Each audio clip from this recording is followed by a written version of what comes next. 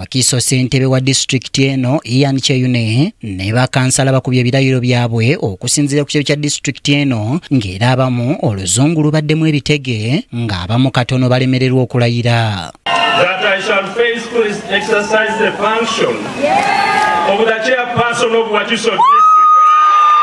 To protect and defend the Constitution, so help me God. Almighty God, solemnly affirm that I will be faithful. Ng'okulayira kugenda mu maaso, John Kibachi Mutale abuuse n'akwakkula munnakibiina ki NUP Mulindwa Vincent Baibuli ng'agezaako okumulemesa okulayira ng'amulumiriza okunyaga obuwanguzi bwe, kyokka wano Mulindwa gwe balumiriza aliko by'anogaanyiza.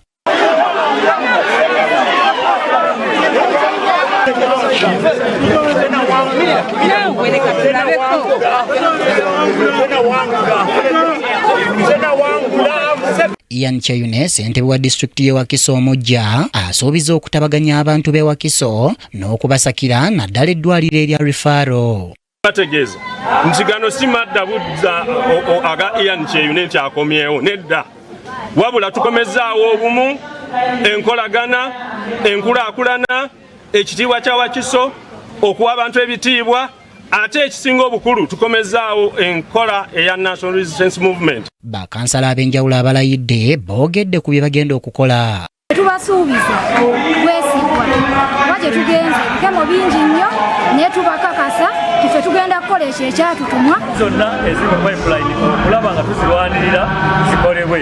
Amakubo gaffe ebyobulamu ne services zonna ezigatta abantu baffe. Ngenda kussaayo eriiso ejjogi okubeera nti following okubeera nti enkola ya parish development model ekwasibwa bulungi abantu bafune. Justin Mbabazi omubaka wa pulezidenti e Wakiso wano yeebazizza abo bonna abaalonda NRM era asuubiza enkulaakulana mu kisanja kino nga bw'egenda okuba ey'omuggundo. Mu myaka 5 egiddako enkulaakulana egenda kuba ng'eri guided oba nga ewabulwa under the National Development Plan 4. Bano oluvannyuma bayingidde mu kisenge watuuzibwa olukiiko lwa kanso okulonda anaabeera omukubiriza wa kanso yaabwe. Ne Buyikwe abakulembeze abaalondebwa bakubye ebirayiro byabwe ng'omukolo gw'okubalayiza gukulembeddwamu omulamuzi wa kkooti ente Buyikwe Kagoye Sylvia. Waswa George ssentebe wa disitulikiti omujja yasoose okulayira. Ono olumaze okulayira ategeezza nga bw'agenda okutandika n'ensonga ey'okutalaaga amagombolola ng'azimba ttiimu gy'anaakola nayo okusobola okugonjoola ebizibu bya disitulikiti. Buliddewo kutandika kukola mirimu. Loko gavumenti bw'oba onaatandika okukola emirimu osooka kuzimba ttiimu.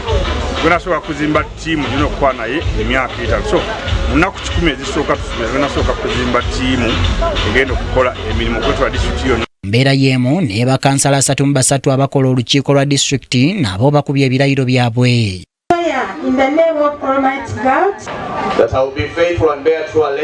Bano baatubuulidde bye balowooza birina okuteekebwako essira disitulikiti okusobola okugenda mu maaso.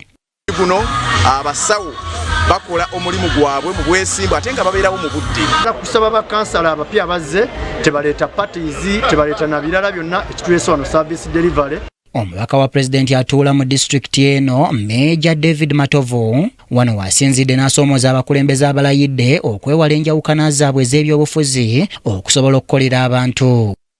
Omukulembeze atakitegeere n'akimatira n'agamba mu nkola ebibiina bateyiseemu manifesto yeefuga yeekola bajeti yeegabula atakitegeere agenda kubonaabonera.